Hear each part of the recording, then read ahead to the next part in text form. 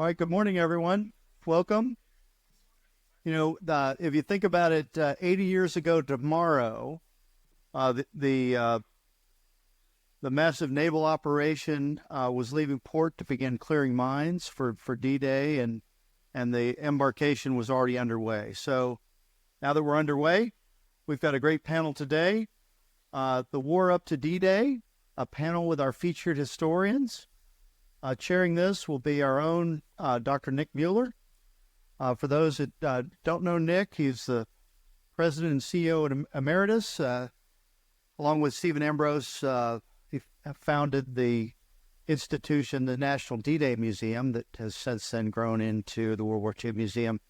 And then before that, 33 years as a professor of European history, to include dean and vice chancellor at the University of New Orleans. But joining Nick, we have some amazing historians that have been great friends of the museum and our educational travel programs over the years. Dr. Alexandra Richie, to his left, historian of Germany and Central Europe. Her books are Faust's Metropolis, A History of Berlin, and Warsaw in 1944. And she's a member of the faculty senate at the Collegium Civitas University in Warsaw. So we'll bring some great perspectives. The Dr. Don Miller, many of you, undoubtedly know him as one of the outstanding historians of World War II, a longtime museum advisor, the John Henry McCracken Professor of History Emeritus at Lafayette College. But his books include The Story of World War II, D-Days in the Pacific, and most prominently, Masters of the Air, where he was the chief historical consultant of that amazing production.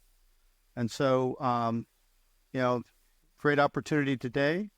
And then Keith Lowe, another critically acclaimed author of several major works of history.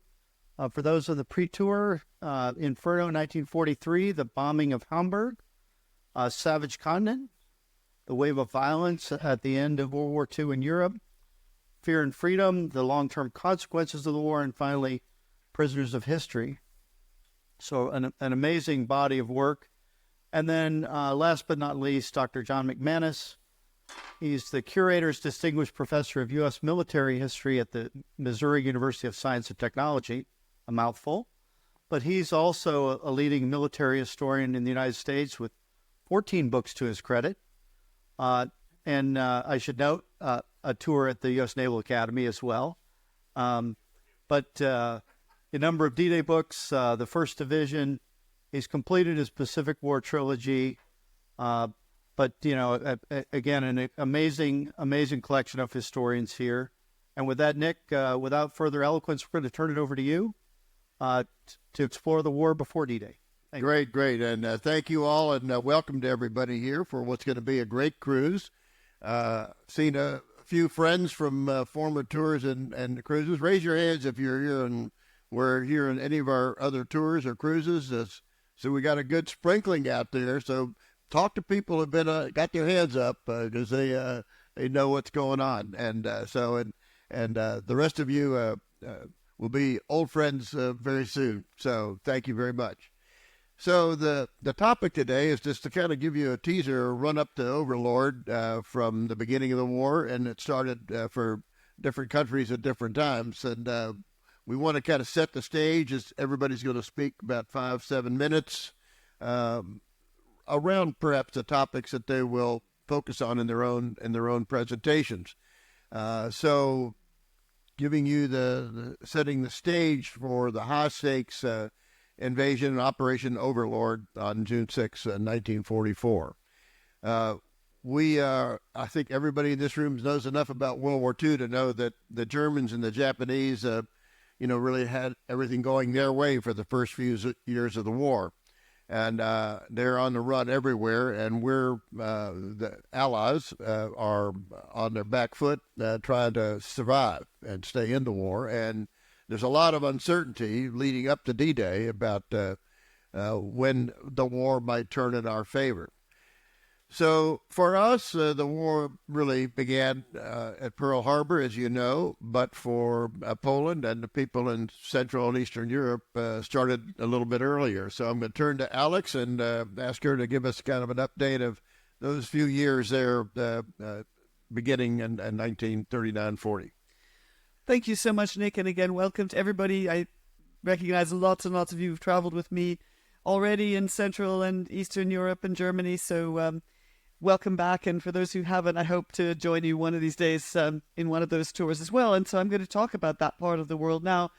Of course, as we all know, Poland was invaded 1st of September 1939. And the other part of that story, which is less well known, was that on the 17th of September, Stalin took his chunk of Poland, second half of Poland, which had been agreed to in the secret protocol of the Molotov-Ribbentrop Pact. And Stalin, therefore, was seen as something of an unlikely ally back then. He was castigated for having done this. Then, of course, he jumps into the Winter War with Finland, which was also highly unpopular in the West. He was, again, severely criticized for it. And so it seemed like a very, very unlikely and far-flung thing that we would ever go in the war with Stalin. But then, of course, Barbarossa happens. 22nd of June 1941, Stalin is absolutely shocked to find that Hitler's decided to invade him after all. And 1 month after that, in July 1941, Stalin is already in touch with the British, Churchill, saying, would you please open a second front in northern France? And by the way, could you please open another front in the Arctic? Now, Britain at that point is just fighting for its life. And they don't forget, Pearl Harbor doesn't happen till December. So the Brits are in absolutely no position to open a second front in France. I mean, we're going to Dieppe. We don't need to, even think about why that was impossible. But Stalin keeps pushing for this, and he pushes for it all the way through the war until D-Day actually happens. And I've got even a quote from this July 1941 statement. He says, the military position of the Soviet Union, and by the same token that of Great Britain, would improve substantially if a front were established against Hitler in the West and in the Arctic. So there's not much we can do. In October 1941, we begin Lend-Lease to the Soviet Union. But then another problem happens. In June 1942, Vyacheslav Molotov, the foreign minister, goes to both London and to Washington, and he talks to various officials, and he comes back to Stalin. We know this after the collapse of communism, when we got documents after 1991, where he comes back to Stalin. He says to Stalin, oh, by the way, I've got an agreement that the Western allies are going to open up a front in Normandy, and not Normandy, but in northern France. Now, what had happened was that the Brits and the Americans had made sort of vague noises that, as sort of from our perspective, it was a kind of note of intent. One day when we get up to it, we'll open up this front. But Stalin took it absolutely seriously, and he was furious when he hears that there is not going to be a front open up in 42 and indeed into 43. And in fact, he's so angry that he recalls the Soviet ambassadors from both Washington and from London. Again, not that well known. In May 1943, Roosevelt has the unenviable task of telling Stalin that there would be a second front only in 1944. And again, Stalin is absolutely furious. He writes to Roosevelt and to Churchill, and he says, confidence in the Allies is being subjected to severe stress. He says, we need to reduce the enormous sacrifices of the Red Army, compared to which the sacrifices of the Anglo-American troops are insignificant. So it's not very nice, language. But in a way, he had a point, because in 1942 alone, just in 1942, 1.5 million Red Army soldiers are killed. So he's sort of got an issue. Now, Stalin at that point is hanging on as well. I mean, he's under enormous stress on the Eastern Front. But with the victory at Stalingrad, everything changes, and he starts to become much, much more confident. Then, of course, in Tehran, the big three meet for the first time in Tehran in 1943, and Stalin's really starting to get his confidence. He's starting to understand he's going to win the war, and for the first time also he's told that the Western Allies are actually going to finally open up a front in northern France in, they say, May 1944.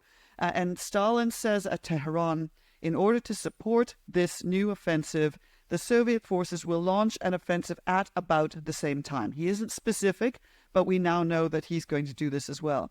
So we now know, of course, that he does such a thing. The Great Summer Offensive in 1944 is called Bagration, named after a Napoleonic Russian general. 2.5 million Soviet troops. So we can applaud ourselves for what we do at D-Day, but 2.5 million troops, about 7,000 tanks, 8,000 planes. I mean, it's a huge, huge offensive, something almost unthinkable in terms of the numbers. And it's an incredible success. It basically wipes out Army Group Center. It's the largest defeat of the Wehrmacht in the history of the war, 28 out of 34 divisions, which is extraordinary. And of course, we now again, after 1991, know that Stalin's fighting a military war, but also now by this point very much a political war. And we know that he wants to basically take over Central Europe, Sovietize Central Europe, and Bagration is his method of doing that. And of course, at this point, we also have a change in Roosevelt's attitude toward Stalin, who's gone from being this horrible Bolshevik to being Uncle Joe, whereas Churchill is being gradually and increasingly pushed out of the picture. So that's the sort of overview of the Soviet run-up to Overlord. Okay, that's great. And what I'm going to do now is I'm going to go to Keith next. We're going to get Great Britain into the war, and then John will do a little of the Pacific and Europe, and then Don's going to be the cleanup batter with the air war. So Keith, Great Britain declared war September 3rd. Then you've got the phony war, and I know you're going to talk later on Dunkirk also, but maybe talk about the Battle for France and Battle of Britain, and why was Churchill opposed to any invasion, a cross-channel invasion, and ended up with the Allies and the Americans in North Africa? Just a snapshot. Snapshot. Okay. And if you want to talk about the Pacific a little too, so throw that in. Yeah, the entire war in 5 minutes. Yeah. Yeah. Well, the first thing to say, yeah, as Alex said, we're kind of fighting for our lives in Britain. Britain was not ready for war in 1939. It wasn't ready militarily, logistically, and most importantly, politically. You know, they didn't want to go to war. They'd experienced what this. There's a lot of feedback on this, Mike. You're okay. You're okay with it. Okay, right. Yeah. So we don't want to go to war, and we're willing to do anything to stop going to war. So we have a pact with Hitler in 1938. You know, we're willing to go that far. We don't want to go to war. We're driven to war against our will in 1939 when Hitler invades Poland. And then, so now we're at war, but we're kind of not, because we don't really do anything for the first 6 months. This is the phony war, as Nick said, or the drôle de guerre, if you're French. Once again, it takes Hitler to go on the offensive to get us involved. Hitler invades Norway, Denmark, and then Norway. So the Brits send up a Royal Navy to try and secure the port, the strategic port of Narvik up there. The Navy do a pretty good job. They win that battle, but they don't follow it up with any sort of ground campaign to hold on to these ports. So eventually we're sent packing with our tails between our legs back to Britain. Next comes the invasion of Belgium and the Netherlands and France. And, well, the Brits and the French last a month before they're driven all the way back to the Channel. I'll talk about Dunkirk in a few days' time. Sent back packing to Britain again. It reminds, you know, we've all probably seen this series, Masters of the Air, based on Don's book. There's this scene in there, I think it's in episode 2, where you've got a British and American airman sitting in a bar, and they're arguing over who's got the best bombing policy. And the British guy, this RAF guy, is sort of arrogant and condescending. He thinks he knows everything, you know, and eventually the Americans get fed up with him. They go outside to have a fist fight, and this condescending RAF guy gets punched in the face and laid out flat and learns his lesson. And it's, I mean, much as it pains me to, as a Brit, it strikes me this is a pretty good metaphor for Britain at the beginning of the war. You know, we got punched in the face repeatedly. You know, first of all, Norway, then France, then we had the Blitz, the bombing of our cities, smashing up London, Liverpool, Birmingham, Coventry, Glasgow, you name it. This isn't just punching us in the face. This is like knocking our teeth out. We're suffering embarrassment after embarrassment. In the Far East, we lose Hong Kong and Burma and Malaya, even Singapore, which is supposed to be a fortress, it's supposed to be impregnable. We lose that. It's just embarrassment after embarrassment up until 1942, when finally we get our act together. We sort of at last get ahead of the curve. We switch our generals up. We employ Monty in North Africa, takes over from Auchinleck. He's, for all his faults, Monty's a pretty good general. He turns the tide in Africa because we're losing there as well. The Germans have fought us all the way back to the edges of Egypt.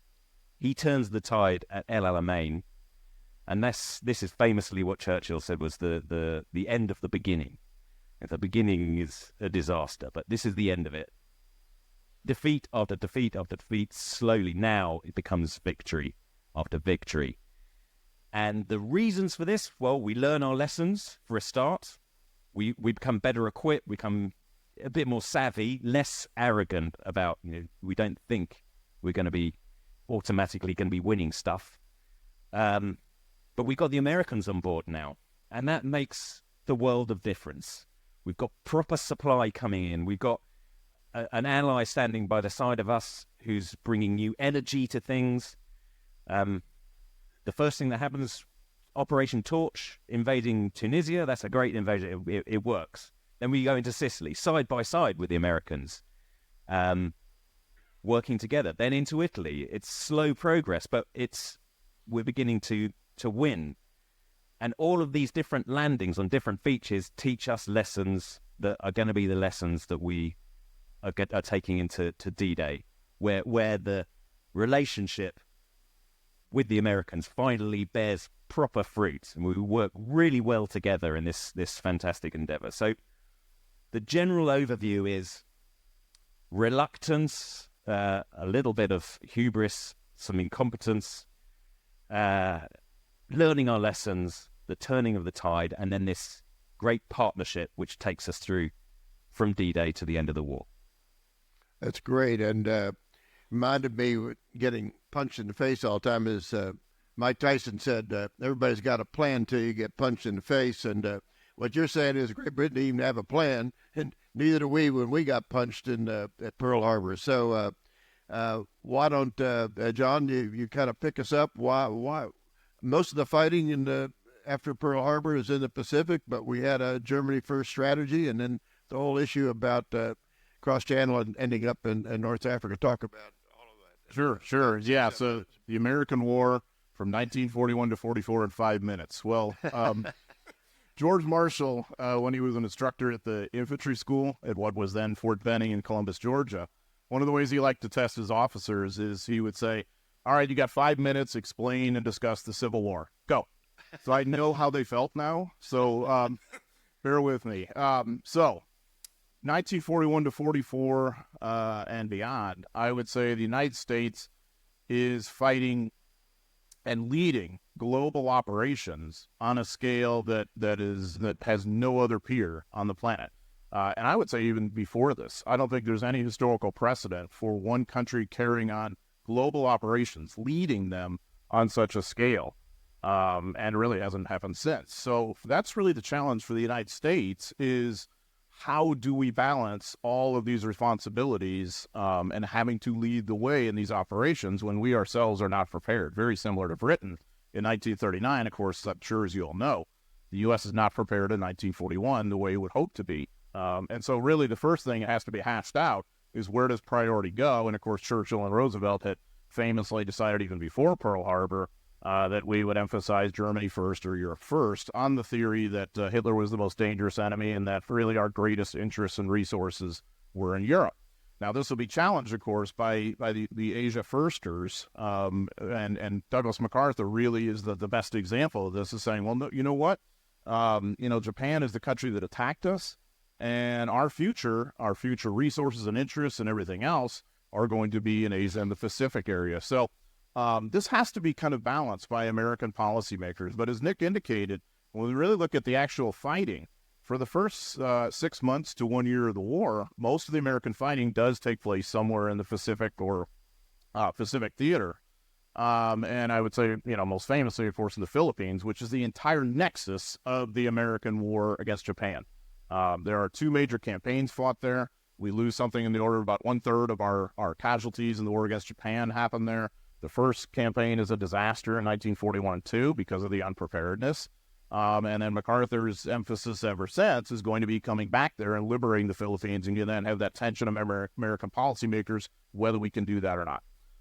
And so in the meantime, his operations are going on in New Guinea. That's not as well known as the more famous Battle of Guadalcanal, Midway, that go on in 1942 as key turning point battles. The other one I would add is the Battle of Buna, which takes place in 1942 and ends in early January 1943, and is actually the first American ground victory in World War II. So as that's happening, of course, the Roosevelt administration wants Americans involved somewhere in the war against Germany somehow. And of course, this ends up as a Mediterranean strategy because what the British, I think, understand better than the Americans are the many challenges in this cross-channel attack or second front, as Stalin would envision it in France. We don't have the landing craft. We don't control the sea. We don't control the air, which Don, can elaborate on how that process takes place of controlling the air ultimately, which absolutely has to happen before we can ever set one soldier ashore on the continent. And what I would say even beyond that is that the invasion cannot happen, and not really just the invasion, but the campaign that will follow that is much larger than the invasion, really, as things go on. It cannot happen, it will not happen until the United States is ready to lead it. Because we are not ready in 1942 and 43. The Mediterranean strategy makes some sense on that level, though the Americans view it as a sideshow.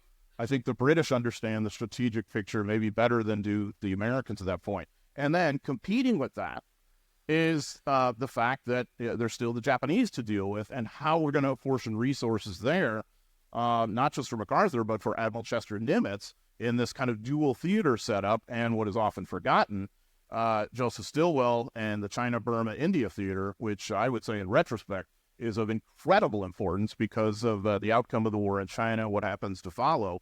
So we have all these, again, to kind of wrap up, from an American perspective, we have all these incredible global responsibilities. It's the classic kind of juggling of many balls and multitasking, and it's not until 1944 that we are truly in a position to lead, not just at Normandy, but in many, many of their operations around the globe, such as the Marianas, MacArthur's campaign in New Guinea, and so on and so forth. So going forward, this is going to mean American international responsibilities that we did not have before. So on the eve of the Normandy invasion, the U.S. is now beginning to approach its really quite prodigious level of military and economic strength, and I think that's one of the things that makes this whole enterprise possible. Thank you, John. And I think to move from boxing to baseball, the bases are loaded. Don, you're the fourth batter, and let's talk about we could hit the enemy with air power and early strategies that, and how did the strategies change? And we were going after Germany's war-making authority, or try to affect the morale of Germany. I mean, how would you set the stage as a run-up without giving away all of our interview that we're going to do on the air war later on? So just a teaser here. Okay, you got is your mic on?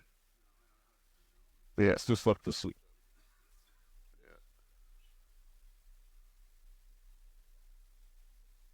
Can you hear me now? Hear me now? Yep. You're good. It's a lot of information, guys. It's like Bobby Darin following Sinatra at Vegas.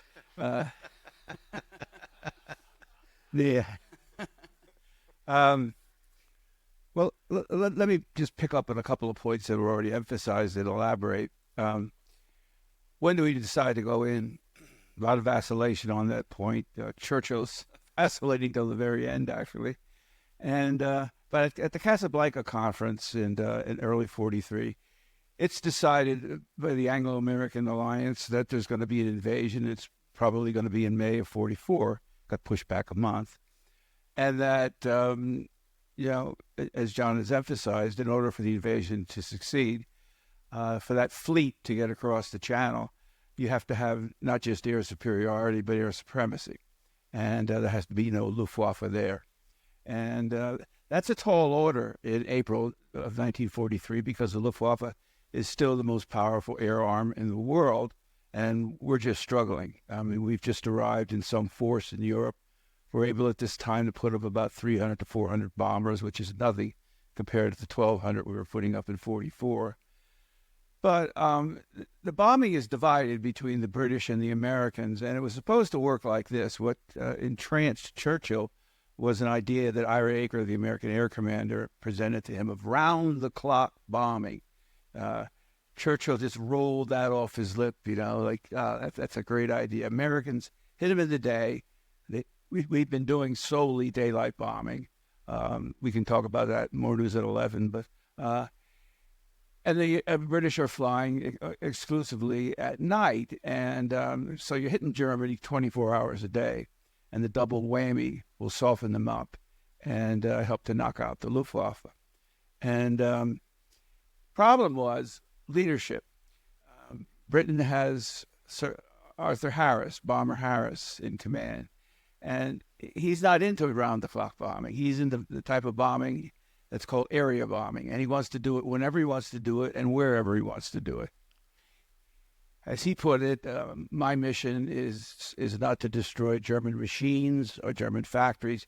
It's to destroy German civilians, particularly war workers. And there's no difference between a war worker, man or woman in a plant, and a machine tool. And the Americans aren't into that. They're not. This has nothing to do with morality. The Americans have just concocted a theory going back to '35 that they can, with a Norden bomb sight, supposedly a very accurate aiming device, they can hit targets with pinpoint precision without a lot of collateral damage. So it's a kind of a clean war. But the entrancing idea is it would be a quick war. You'll quickly knock out the whole industrial structure of Germany. Well, none of that worked. Pinpoint bombing turned out to be an oxymoron. We note we don't have the fighter planes, the fighter fleet, a huge strategic miscalculation before the war. Our engineers, the best aeronautical engineers supposedly in the world, had told Roosevelt that the fighter you're looking for is a technological impossibility, a fighter that has legs that can get all the way from East Anglia, where the American bases were, to Berlin, and sit there and wait for the bombers. But also, it not only has immense fuel capacity, but also is very nimble. Well, if you load a plane up with gasoline like that, it ceases to be nimble. It's ponderous in the air. And the theory was, why even attempt to put together something like this? It's difficult to do, and when you do it, it won't work. So that kind of idea is dancing in the brains of a lot of American generals, and they're going to try to do it alone, without significant fighter escorts. Fighter escorts across the channel, maybe to Hanover, Germany, but that's about it. And the result is, in 1943, we're getting absolutely hammered in the air. The 100th Bomb Group, who we dealt with in Masters of the Air, they had 35 flying officers arrive there in April. There's 3 left by September. And the casualty rate was 11 to 12% on a mission. And count the numbers. If you yourself, and you're supposed to fly 25 missions as a crew member, if you got to 11, you were statistically a dead man.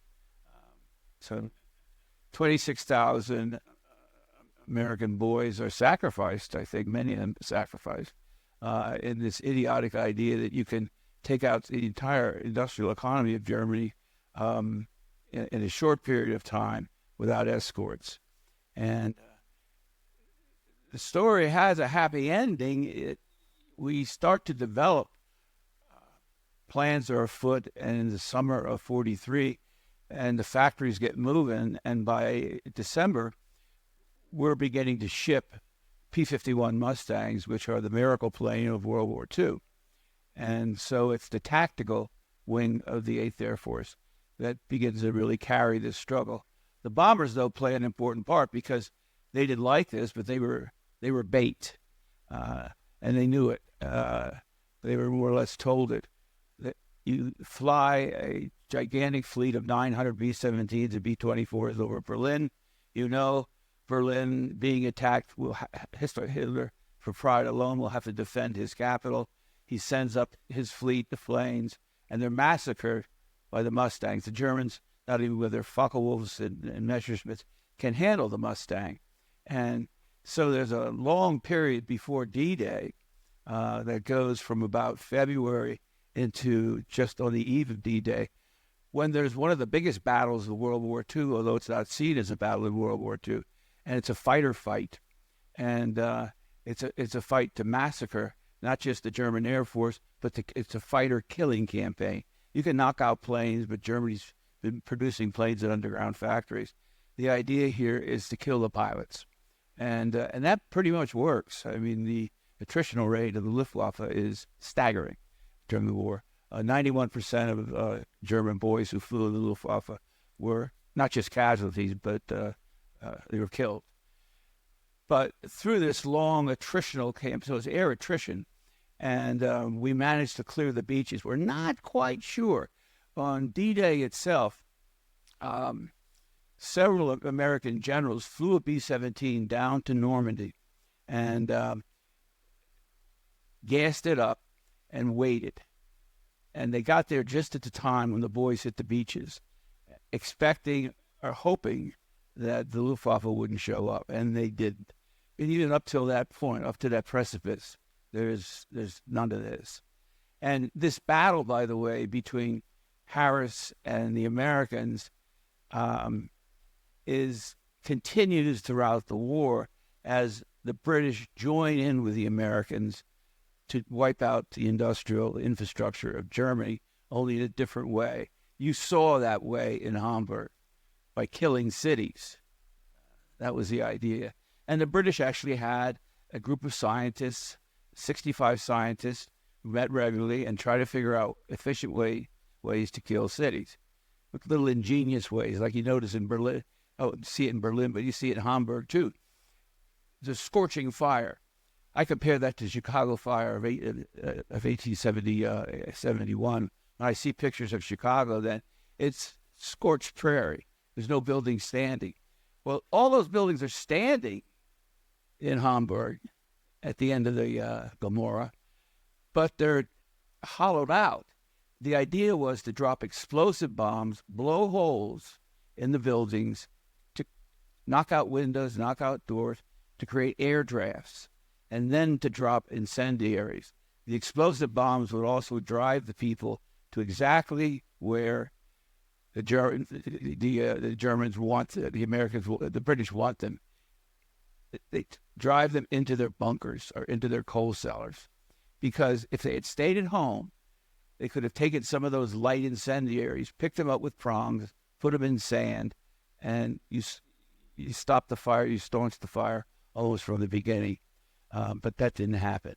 And what you get here in conclusion is, and the reason I mentioned it, this is when the Allies cross a moral divide. There had been bombing, at night before this, and lots of civilians were killed. But now the express purpose of bombing, and you could tell by how many incendiaries you loaded on the plane. If you're loading up on incendiaries, you're going to try to kill a city. If you're lighting up with explosive bombs, you're going to try to knock out factories. And the British were cramming these. They dropped. We dropped in Japan. We dropped napalm. The British dropped a thing called thermite, which is iron oxide and aluminum, and it's a very explosive device. And they have magnesium casings on them, very hard to destroy. But this raises a question that we're still arguing on, whether in the course of wars to protect national sovereignty, to even survive as a nation, you have the moral right to go this far. And I think that's a never-ending debate. Okay, well, thank you, all four of you, for providing the introduction. Before we open up to questions from the audience, so let me just pose one general question from the Axis powers, Japan and Germany, who really began the war. Maybe y'all could just comment what kind of critical strategic mistakes they made at the beginning that might have led to the end that actually happened. So anybody wants to go first? Sure. Yeah. So, I think the biggest mistake they make is both of them embrace a two-front war. Germany, of course, famously deciding to attack the Soviet Union before the war in the West was finished, but also Japan, because Japan, obviously, World War II really starts in Asia with the Sino-Japanese War in the 1930s, and that war is still ongoing. At the very same time, Japan decides to take on the Western powers by attacking not just, of course, Pearl Harbor, but Pearl Harbor has to be seen in the larger context of major operations in Asia and the Pacific that the Japanese are pursuing against the British Empire, against the sort of sclerotic remains of a Dutch Empire in Indonesia, or what's called the Dutch East Indies at that time, which is what they really wanted because of the resources that were waiting for them there, and of course the necessity of attacking the United States as well. For Japan, this is, of course, a disastrous kind of decision, just as attacking the Soviet Union is for Hitler. So among the greatest strategic mistakes, I certainly think those are right up there. So just to carry on from what you're saying, that the attack on the Soviet Union was madness. Of course, this is a really interesting thing when you attack and you say, well, we're going to be home by Christmas. This was something that Hitler really believed in, and this really shows his sort of racially motivated ideology. He thought that the Slavs were inferior, and therefore you just kind of kick in the barn door, as he said, and the whole rotten structure is going to come tumbling down. Hubris, the fact that we all know that there was no winter clothing for the Wehrmacht. He thought he was going to take Moscow, but he obviously also hadn't either read geography or been anywhere, because he didn't understand how enormous and vast the Soviet Union was. But he also didn't read any history. I mean, Napoleon went to Moscow, he burned it down, he stood on the ramp of the Kremlin and sort of went, okay, now what? And went home and lost most of his army in the snow and the mud of by the Berezina River and so on. So Hitler didn't have any idea of what he was going to do, even if he'd managed to get to Moscow. So it was badly thought out, badly planned, and going up against the Red Army was absolute folly. So yeah, Japan, Germany. As you were talking, I was thinking, I don't think anybody at the time realized the magnitude of total war. The Civil War, the American Civil War, was not a total war. I mean, Sherman hardly killed any civilians, and was a little chary about even going into the homes of Southerners. This thing is unbelievable. What I think Britain, the United States, just preparing to fight globally. You're fighting in the Aleutians, you're fighting in Coral Islands, you're fighting in, forested islands like Guadalcanal, you're fighting in Italy, you're fighting in the desert in Africa, you're fighting everywhere, in the air, on the ground, underneath the water.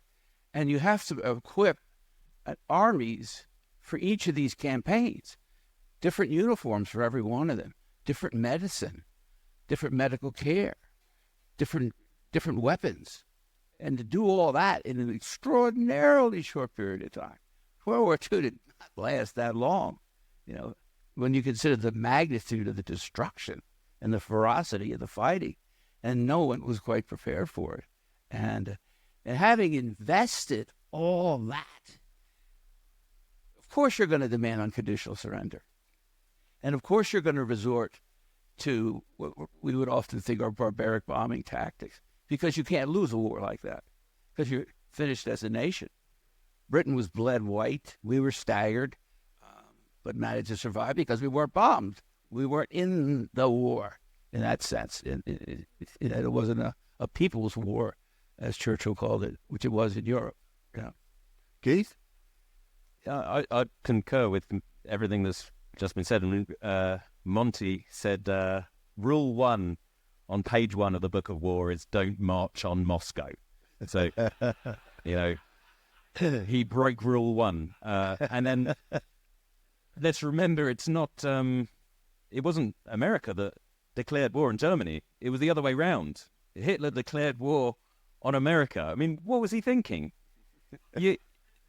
And that brings me to another point, which is the logistics of this. In North Africa, I said Montgomery turned the tide at El Alamein. Well, the reason why he was able to do that and beat Rommel in North Africa is because they've got the Middle East. Britain's got the Middle East. So they've got oil aplenty, and Rommel doesn't. They don't have the supplies of fuel to carry on a battle like that.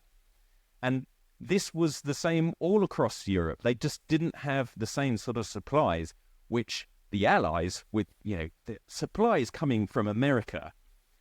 I've just finished a book about the campaign in Italy, and you read accounts from the German prisoners of war being picked up when they get taken behind the lines and they see the wealth of supplies that the Americans are bringing in.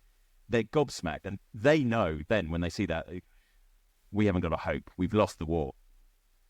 Yes, and just on extension of that note, both Germany and Japan began a war without the oil and the resources they needed to finish it, unless they finished fast and won fast, and both of them had to get oil in order to complete and succeed in the war, and neither one of them ultimately succeeded in that.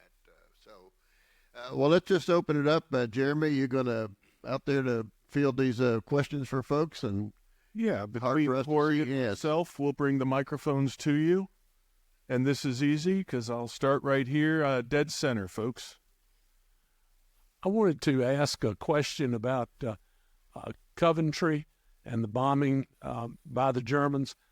Years ago, I think in the 80s, a book was written about the breaking enigma, the British breaking the German code, and that book said that Churchill was warned about the bombing of Coventry, but elected not to defend because in order to keep that secret that we had broken the German code, or that Britain had. That's a long-standing myth. It really is, that he had all that information on Coventry and pulled back. Yeah. It simply didn't happen like that. There are, of course, examples with Enigma where decisions were made to cover up the fact that we knew what the Germans were doing. So we're thinking particularly about the U-boat war. There were decisions sometimes made so that they wouldn't find out. But Coventry was not one of those examples. Next question's going to be to your left up front. Yes. Great Britain was the unsinkable aircraft carrier, the base from which D-Day could be launched. If Hitler's generals had convinced him to continue and go after Great Britain instead of Russia, would we be looking at a different world today? What would we have done had we lost Great Britain as the base to come back to Europe with? Well, Hitler's facing the same problem that the British and the Americans are facing at D-Day. An amphibious landing is not an easy thing to do. Nobody was good at it in 1940. We tried it several times and slowly perfected it. I should mention here, just because we're going there, actually, Dieppe. The raid on Dieppe was an absolute disaster in 1942. We tried to land on the beaches and made every mistake you possibly could. And as a consequence, out of a force of 6,000, it was only a raid, really, 6,000 troops, 3,500 of them are casualties immediately. And this was one of the disasters that Britain and actually the Canadian forces, they're the ones who took all the casualties, are forced to run away with their tail between their legs. That would probably have been the case if Operation Sea Lion had gone ahead. I don't think they would have been able to take Britain. But if they had, it's a very interesting question, one of those sort of what ifs of history, because if Hitler had somehow managed to take Great Britain, let's say Churchill hadn't been in power and somehow they'd done something else, then you would have had an alliance between Hitler and the Soviets that would have gone on until Hitler invaded the Soviet Union. Because Stalin, as we now know again since the collapse of communism, had absolutely no intention of attacking Germany. So he was fine with this relationship with Hitler. So had we faced a Soviet-German alliance and Britain that had gone, it would have been a very, very, very different world, that's for sure, because Hitler would have carried on his brutal racial policies in the areas that he did occupy, and it would have been very, very difficult to dislodge those two. It was Hitler's decision to attack the Soviet Union that really ended the Third Reich. I think also Hitler really kind of chickened out. I think he knew he didn't have the landing craft, the kind of landing craft that we had been developing. Here's a big shout out for New Orleans and Andrew Higgins, but even helped the Brits a little bit with some of the transfer of the technology there. But we're sitting over there where they're going to tow barges, I think, across. I mean, you can imagine what would have happened if they'd had a day like June 5th. And the British were doing well after the Battle of Britain, and they were already ready to pull out of that. So at the time Hitler was making the decision to do it or not, and I just think it would have been a disaster. I'll tell you, though, it was a scary idea. The idea that they might possibly pull it off. Yeah. There's a Life magazine issue that my brother gave me years ago from 1939, and it describes the planning for the air campaign if it happens from the American side, to how Americans are going to attack, the Reich. And there's a gigantic map of France, and there's 45 American air bases there, as there were in East Anglia. And that's where we were going to put our air fleet in France, and close to Germany, easy to bomb, things like that. All of a sudden, France is out of the war, and if England's out, where do you put the bombers? It's like a big aircraft carrier in Great Britain for us. Yeah, there's a lot at stake there. It's a lot at stake, but amphibious invasions are the most difficult, historically, going back thousands of years. So the Persians got creamed in Marathon and a few other places like that. So other questions, Jeremy? Yeah, we've got a question all the way in the back center aisle, please. So you spoke about at the beginning of the war, we had a Germany first strategy, but 10 days after we landed in Normandy, we also landed in Saipan, which to me is just, somebody ought to write a book about how those two things happen logistically. At what point did we realize, did we abandon that philosophy and realize that we could fight a global war, that we had the supplies, the ships, the men to be in China, Burma, India, the Pacific, and Europe? Yeah, I mean, I don't know if we ever really get to the point where we realize it so much as just the momentum of events. I think that when we commit ourselves to the Mediterranean strategy, it immediately means that we are going to have to tuck in our belts a little bit on what Nimitz and MacArthur might have wanted to do in the Pacific in 1943. Both of them are going to have operations in 1943, Nimitz famously at Tarawa. But MacArthur, and of course at New Georgia too, before that and whatever. And MacArthur continues in New Guinea at the same time. So there's a sense that we're getting stronger and we have more initiative and we've got more sea power in order to sustain this whole thing, because it really rests on that, on how we can project our power all over the globe. If we're getting to the point where we're looking at the summer 1944, I still don't think that there's a kind of a change in mindset saying, well, we're pivoting away from the Germany or Europe first strategy. We never really quite do that. We just get strong enough that we're able to sustain operations at least enough all over the globe. But I would point out, too, CBI always gets last go. And so the American diplomacy tends to center around telling Chiang Kai-shek, you're important, we're going to help you stay in this war, we know you're carrying the load. And so then when it comes down to follow through on that, it's usually kind of short shrift. And so Chiang Kai-shek has a major chip on his shoulder about that. But really, we have to make major global strategic decisions. And so as powerful as the United States is becoming by 43 and 44, we still are going to have to shoestring more than we would actually want to. And the major reason is because there's a limit on shipping. We can have all the people trained up in the U.S. we want to. We can have all the aircraft we want to. If we don't have the shipping to sustain all this, we just can't do it. Next question's going to be in the front to your left with Corey. Hi, thank you so much. This is a great discussion. It seems to me that the intensity of, as you mentioned, total war is somewhat commensurate with the technological advances of the day. So if you go back to Homer and read about wars that went on forever, you know, they had spears and shields, and that was kind of it. I would argue, and I would like your reaction, that you had said no one had seen total war like this before. I would argue that the concept of total war and the technology that was now available did originate with the American Civil War.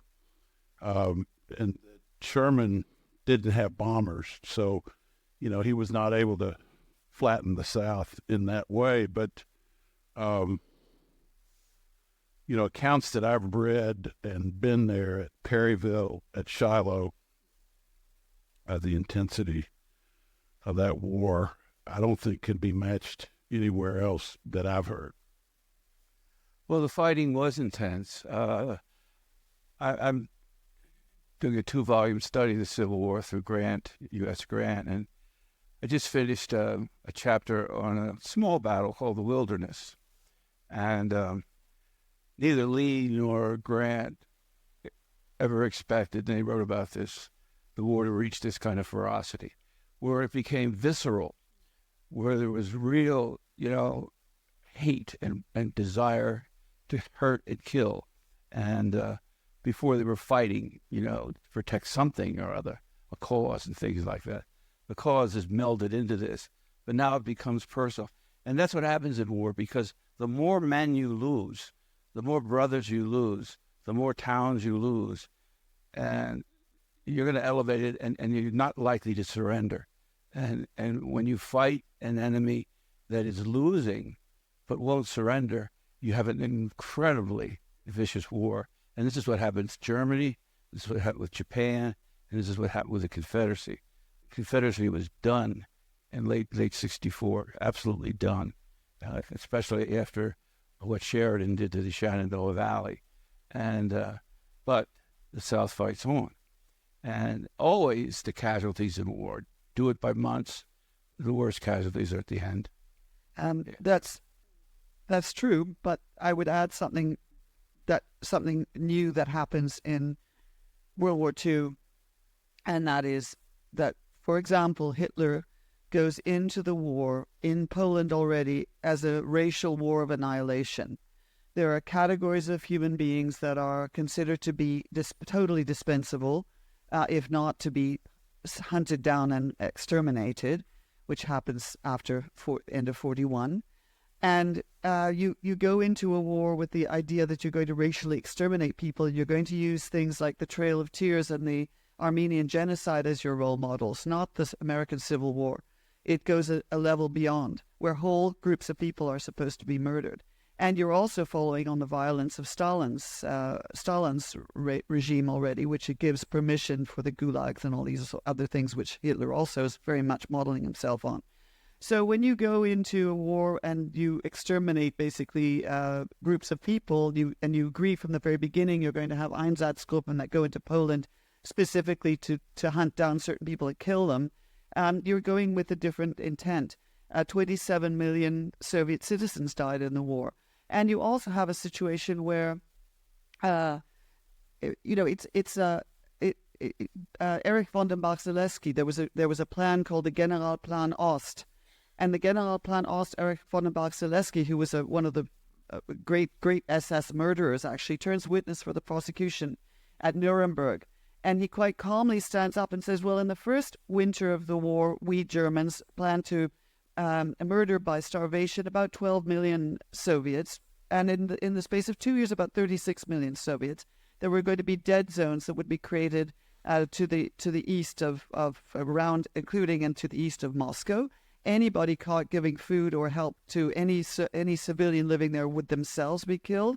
And they were tallying up and looking at the mass murder of millions, tens of millions of people. Then, as I said, the Holocaust really takes shape after 41, when Hitler clearly makes the decision in the late summer of 41 to exterminate all the Jews of Europe. Okay, things are going a bit badly on the Eastern Front, so he's going to do this in quotation marks. So this is a different type of war. It's not just total war per se. It's an actual deliberate war of annihilation. And I would add too, to sort of to your point, that beyond like the targeted human genocide and the means of doing that, the rolling stock to move people to concentration camps, the gas chambers, or Stalin's gulags or whatever, you now have technological changes and weaponry that make this possible on a grander scale than you would have had in the Civil War, most notably air power. Which can, some of you were at Hamburg, in the pre-tour, you saw what air power could do there. And of course, eventually culminating in the use of atomic bombs. Now that creates an entirely new dimension to what is perceived as total war.